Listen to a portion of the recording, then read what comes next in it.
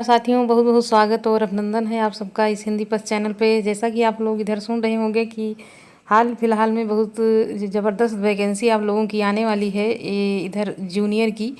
तो जो भी टीजीटी पीजीटी की तैयारी कर रहे हैं, अब जूनियर की भी तैयारी आप लोगों को उसी हिसाब से करना है। और जो है जिसकी तैयारी बहुत अच्छी है पीजीटी और टीजीटी की, उसकी तो समझ लीजिए कि इसमें हो जाना है बिल्कुल ही। तो साथियों, देर न करते हुए यहाँ पे आधुनिक काल बिल्कुल मतलब सीरियल वाइज पढ़ेंगे यहाँ पे आज, कि कोई भी प्रश्न यहाँ से छूटने ना पाए। तो यहाँ पे देखेंगे भारतीय युग पुनर्जागरण काल। हिंदी साहित्य में आधुनिक काल नाम सर्वप्रथम आचार्य रामचंद्र शुक्ल द्वारा दिया गया। किसके द्वारा? तो यहाँ पे आचार्य रामचंद्र शुक्ल जी के द्वारा यहाँ पे दिया गया। आगे यहाँ पे है कि रेनेसां नवजागरण या पुनर्जागरण शब्द का प्रयोग सर्वप्रथम प्रसिद्ध फ्रांसीसी इतिहासकार मिसेसेट ने 19वीं शताब्दी के पूर्वार्ध में किया था। तो यहाँ पे कब प्रयोग हुआ, ये सारी चीज़ें यहाँ पे आपने देखा। 19वीं शताब्दी के पूर्वार्ध में इतिहासकार मिसेसेट ने इसको जो है यहाँ पे ये शुरू किया। कुछ आलोचकों ने नवजागरण और पुनर्जागरण में शाब्दिक भेद मानते मतलब करते हुए भक्ति काल को नवजागरण तथा यहाँ पे 19वीं सदी से आरंभ होने वाले जागरण को पुनर्जागरण यहाँ पे कहते हैं। डॉक्टर रामविलास शर्मा ने हिंदी नवजागरण के 2 हिस्से किए हैं। कितने हिस्से किए हैं? तो यहाँ पे 2 हिस्से उन्होंने किए हैं। किसने किया है? तो रामविलास शर्मा ने हिंदी नवजागरण के 2 हिस्से किए हैं। आगे यहाँ पे है जिसको यहाँ पे कहा गया है लोक जागरण और भक्ति काल। यहाँ पे है नवजागरण काल और हिंदी नवजागरण आधुनिक काल। आगे यहाँ पे है कि डॉक्टर रामविलास शर्मा ने लोक जागरण तथा नवजागरण में निम्नलिखित ढंग से अंतर व्यक्त किया है। तो जब पूछा जाता है कि लोक जागरण और नवजागरण किसने नाम दिया, 2 नाम यहाँ पे किसके द्वारा दिया गया है, तो ये हो जाएगा रामविलास शर्मा जी के द्वारा। लोक जागरण शब्द जातीय निर्माण को व्यक्त करने वाला सांस्कृतिक आंदोलन है जिसका मुख्य स्वर सामंत विरोधी तथा मानवतावादी है। क्या है? सामंत विरोधी तथा मानवतावादी यहाँ पे हो जाएगा। भक्ति आंदोलन का काव्य ही लोक जागरण काव्य है। तो यहाँ पे पूछा जाता है कि ये कैसा काव्य है लोक जागरण, तो ये भक्ति आंदोलन को ही लोक जागरण काव्य यहाँ पे कहा गया है। और जातीय निर्माण वाला वहाँ पे अगर पूछा जाता है तो क्या हो जाएगा? वो यहाँ पे हो जाएगा आपका यहाँ पे लोक जागरण भक्ति काल। आगे यहाँ पे है कि नवजागरण व हिंदी नवजागरण राष्ट्रीय स्वाधीनता का सामाजिक, राजनीतिक और सांस्कृतिक आंदोलन है जिसका मुख्य स्वर साम्राज्यवाद विरोधी तथा सामंत विरोधी है। आगे यहाँ पे है कि डॉक्टर रामविलास शर्मा ने लिखा है कि जो नवजागरण यहाँ पे 1887 के स्वाधीनता संग्राम से आरंभ हुआ वह भारतीय युग में और व्यापक बना। इसकी साम्राज्यवाद विरोधी, सामंतवादी विरोधी प्रवृत्तियां द्विवेदी युग में और पुष्ट हुईं और फिर निराला के साहित्य में कलात्मक स्तर पर तथा उनकी विचारधारा में ये प्रवृत्तियां क्रांतिकारी रूप में व्यक्त हुई। तो यहाँ पे नवजागरण की शुरुआत कब से मानी गई? तो 1887 के स्वाधीनता संग्राम से ही इसका आरंभ हो जाता है। यह भारतीय युग के व्यापक मतलब इसको भी ज़्यादा इसका प्रसार और साम्राज्यवाद विरोधी, सामंत विरोधी प्रवृत्तियां जो होती हैं यहाँ से शुरू होती हैं और बाद में ये द्विवेदी युग तक पहुँचते मतलब इसका बहुत अच्छे से कलात्मक स्तर पर इसका विचार जो है, विचारधारा, इसकी प्रवृत्तियाँ क्रांति का रूप यहाँ पे ले लेती हैं। डॉक्टर मैनेजर पांडे ने लिखा है रामविलास शर्मा हिंदी नवजागरण और उनके साहित्य की विशेषताओं का सशक्त, स्वतंत्र, प्रामाणिक विवेचन करने वाले पहले व्यक्ति हैं। तो ये इनका कथन हो जाएगा। किसका कथन है? यहाँ पे डॉक्टर मैनेजर पांडे ने यहाँ पे लिखा है कि रामविलास शर्मा हिंदी नवजागरण और उनके साहित्य में विशेषताओं का सशक्त, स्वतंत्र और प्रामाणिक विवेचन करने वाले पहले व्यक्ति हैं। आगे यहाँ पे है डॉक्टर रामस्वरूप चतुर्वेदी ने लिखा है कि पुनर्जागरण 2 जातीय संस्कृतियों की टकराहट से उत्पन्न हुई है। तो जब इनका नाम आएगा तो यहाँ पे आपको बताना रहेगा कि टकराहट से कहाँ उत्पन्न हुई है। तो राम स्वरूप चतुर्वेदी ने लिखा है कि पुनर्जागरण दो जातीय संस्कृतियों की टकराहट से उत्पन्न ऊर्जा है। ये यहाँ पे हो जाएगा किसका, राम स्वरूप चतुर्वेदी का कथन काफ़ी महत्वपूर्ण रहता है। हिंदी में आधुनिकता और पुनर्जागरण के प्रवर्तक और पितामह भारतेंदु हरिश्चंद्र को माना जाता है। तो यहाँ पे आधुनिकता और पुनर्जागरण का प्रवर्तक अगर किसी को माना जाता है तो यहाँ पे भारतेंदु हरिश्चंद्र जी को माना जाता है। पुनर्जागरण का प्रवर्तक और पितामह दोनों यहाँ पे। विभिन्न विद्वानों ने भारतीय युग का काल निर्धारण निम्न रूप से यहाँ पे किया है। मिस्र बंधु ने यहाँ पे 1869 से 1888 माना है, जो वर्तमान काल है। और उसके बाद रामचंद्र शुक्ल ने 1868 से 1893 नई धारा और ये प्रथम उत्थान यहाँ पे कहा है। नई धारा प्रथम उत्थान कहने वाले रामचंद्र शुक्ल हैं। कब से, तो 1868 से 1893 तक। फिर राम कुमार वर्मा ने 1870 से 1900 तक माना है, ये आधुनिक काल हो जाएगा। केसरी नारायण शुक्ल ने 1865 से 1900 माना है। रामविलास शर्मा ने 1857 से 1900 माना है, नवजागरण कहा है। तो यहाँ पे इनका ये भी देखना है कि जो काल का नामकरण है तो यहाँ पे वर्तमान काल हो जाएगा मिश्र बंधु का, और रामचंद्र शुक्ल का नई धारा प्रथम उत्थान काल, राम कुमार वर्मा का आधुनिक काल, यहाँ पे रामविलास शर्मा का ये हो जाएगा नवजागरण काल।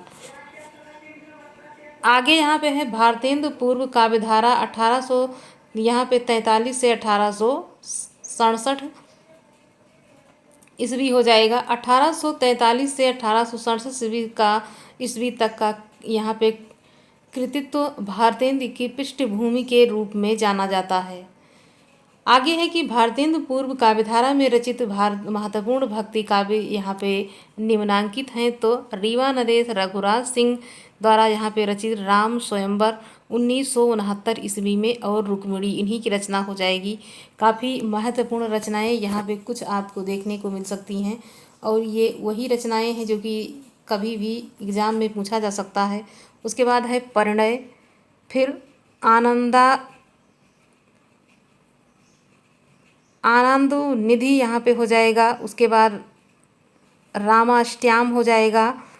ये किसकी रचना है, तो यहाँ पे आपने देखा यहाँ पे रीवा नरेश रघुराज सिंह की रचना ये हो जाएगी।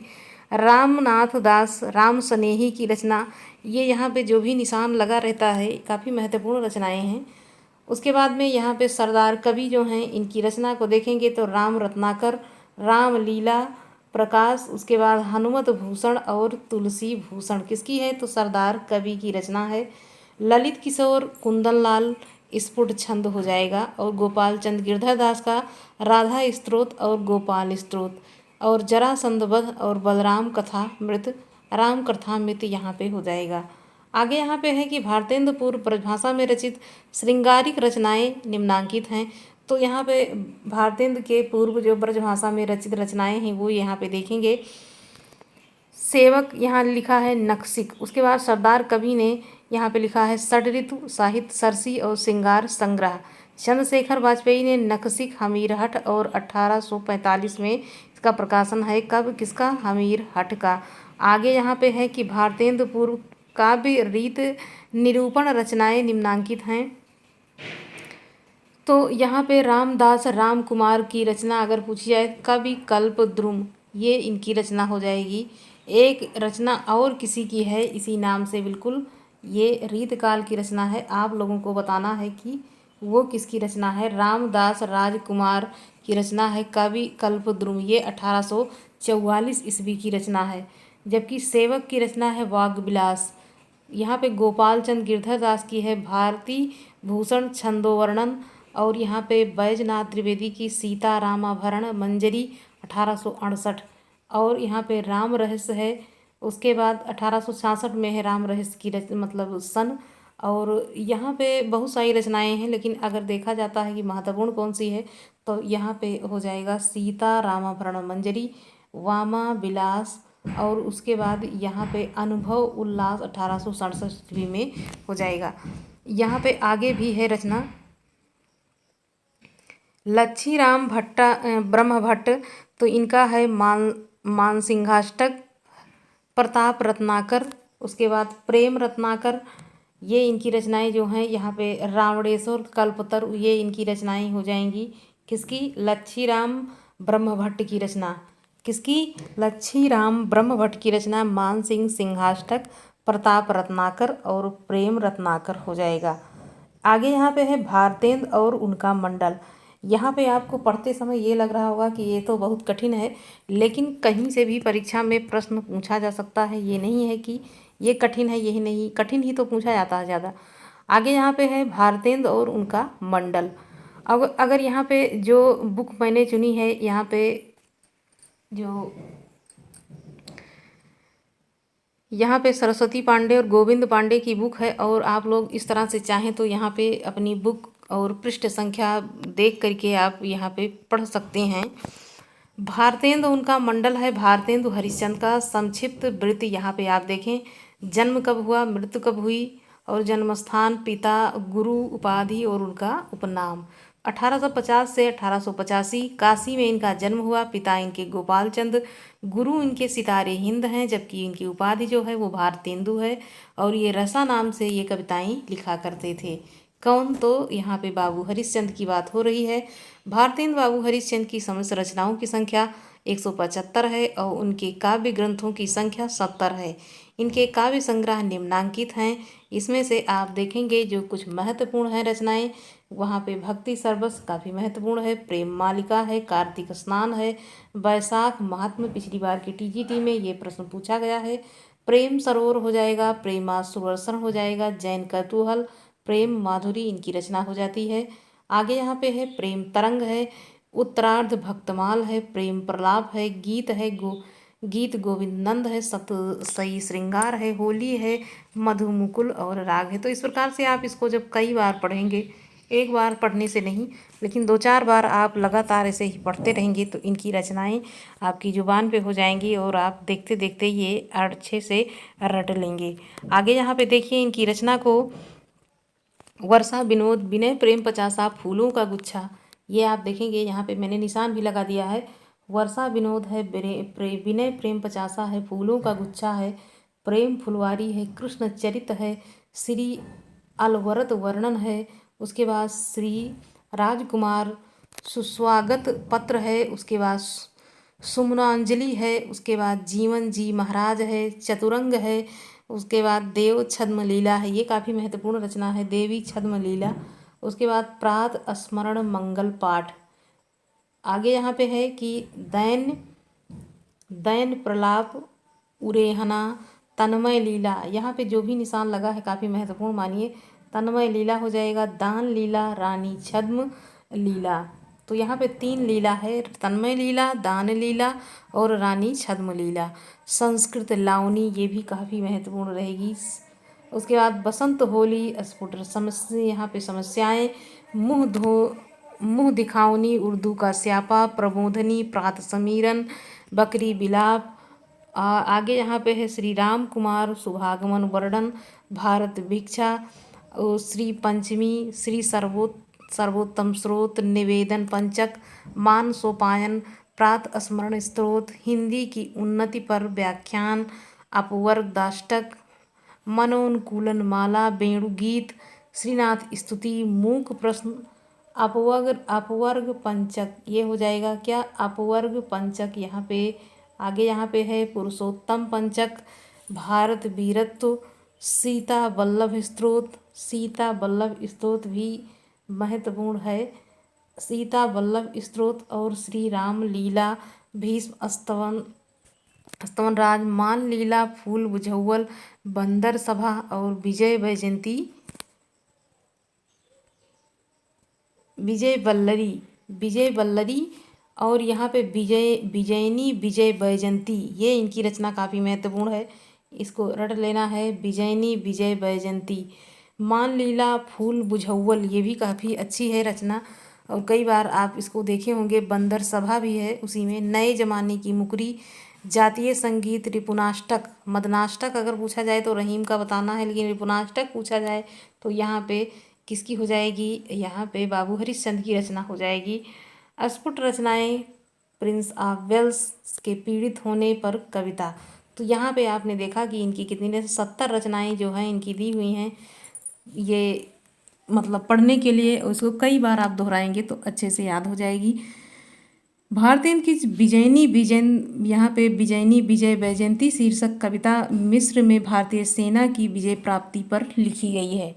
तो साथियों यहाँ पे इस पुस्तक की ये खासियत है कि यहाँ से आप प्रश्न को पढ़ते हैं और एक बार नहीं कई बार जब लगातार पढ़ते हैं तो आपको यहाँ से प्रश्न किताब के जो हैं वो बिल्कुल रट जाएंगे। और ये पुस्तक यदि आपके पास है और आप तैयारी कर रहे हैं जूनियर की अगर, तो यहाँ से आपका कोई भी प्रश्न ऐसा नहीं है कि जो रह जाए, मतलब छूट जाए। तो यहाँ से आप अच्छे से पढ़िए, ये मान करके कि बिल्कुल हमको सिलेक्शन लेना है, आपका यहाँ से हो जाएगा।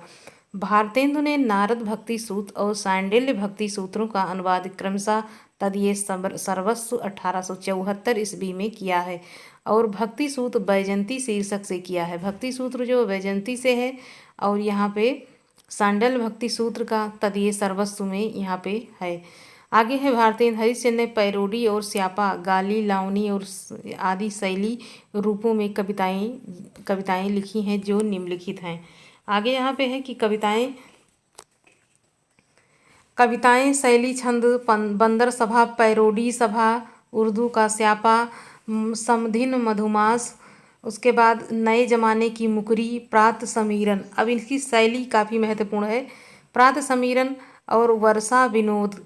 आगे यहाँ पे ये शैली इसकी देख लीजिए कि शैली जो बंदर सभा है वो पैरोडी में है, उर्दू स्यापा शैली, समधिन मधुमास गाली में, नए जमाने की मुकरी ये मुकरी शैली है इसकी, और प्रात समीरन में प्यार है, और वर्षा विनोद में लावनी है, रानी छद्म लीला में तन्मय लीला और देवी छद्म लीला प्रबंध गीत है। तो रानी छद्म लीला, तन्मय लीला और देवी छद्म लीला ये प्रबंध गीत के अंतर्गत यहाँ पे आता है। आगे यहाँ पे है कि विजयनी विजय वैजयंती और हिंदी भाषा ये भी निबंध काव्य है। क्या है? निबंध काव्य। भारतेंदु हरिश्चंद्र ने फूलों का गुच्छा कविता खड़ी बोली में लिखा है। सॉरी, यहाँ पे खड़ी बोली में लिखा गया है। किसके द्वारा? यहाँ पे भारतेंदु बाबू हरिश्चंद्र जी ने लिखा है। क्या? खड़ी बोली में लिखा है फूलों का गुच्छा। आगे यहाँ पे भारतेंदु मंडल के अन्य जो कवि हैं उनको हम कल देखेंगे, और इस प्रकार के आधुनिक काल के जितने भी प्रश्न हैं आप यहाँ से देखेंगे। और आप अगर लगातार आपके पास बुक है तब तो कोई बात नहीं है, और नहीं है तो आगे यहाँ से अगर पढ़ते हैं तो आपकी तैयारी मतलब बहुत अच्छे से हो जाएगी डीपली, और कोई भी ऐसा प्रश्न नहीं है जो आपका यहाँ से छूट जाए। तो साथियों मिलते हैं अगले वीडियो में, तब तक के लिए धन्यवाद। आप लोग अपनी तैयारी को अच्छे से करते रहिए, क्योंकि बहुत ही जल्द आप लोग देख पाएंगे जो भी वैकेंसी आने वाली है। धन्यवाद।